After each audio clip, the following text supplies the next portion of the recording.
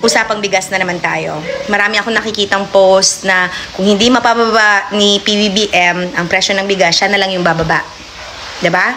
Yan yung sinasabi ng mga tao na kung makapagsalita about sa gobyernong ito, akala mo naman naiintindihan ang nangyayari. Okay, here's what I know. Okay?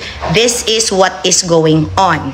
Alam natin na ang taas-taas na talaga ng presyo ng bigas. It started, 'di ba, na nag-spike to 50 pesos to 62 pesos, and if we are not careful and if the government does not do anything, it will reach 65 pesos in the coming days. However, despite blaming the president, which a lot of you are doing on social media, this is what he did. Okay? So, si PBBM, he really wants to focus on what is going on with the rice hoarding that is currently happening in the Philippines today. So, there was a surprise inspection in 3 really big rice mills in Bocaue and Balagtas, Bulacan, that was done by the House of Representatives headed by House Speaker Martin Romualdez and different congressmen plus the Bureau of Customs. Okay? So, ito ang kanilang nakita sa mga rice mill and warehouses na ito. Nag-iimbak sila ng 3 months worth ng rice supply. That is hoarding.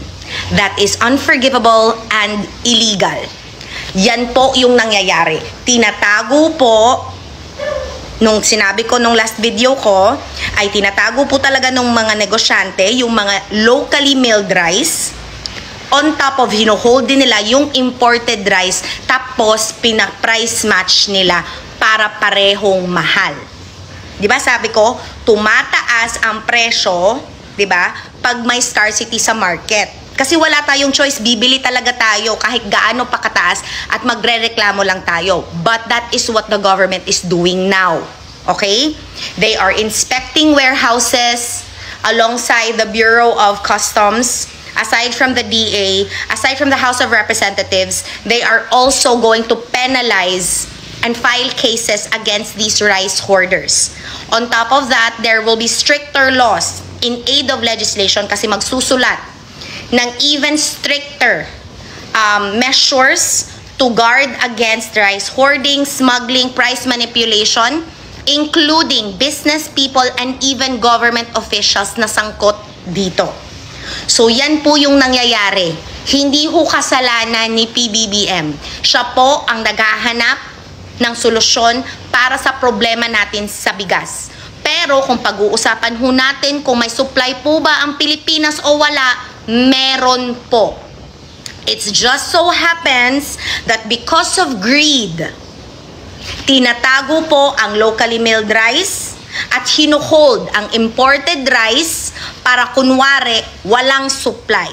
So they can sell it for much higher than what it actually is. Okay? Yan po yun. Okay? The measures that are being done are, number 1, more inspections will be done.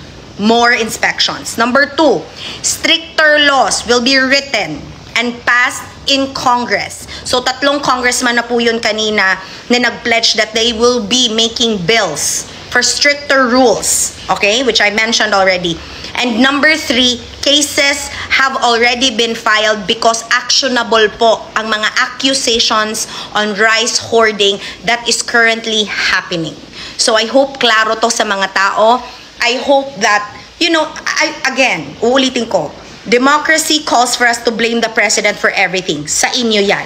But at least before blaming him for something, we also must acknowledge what the current administration is doing to help this problem. Klaro? Ingat!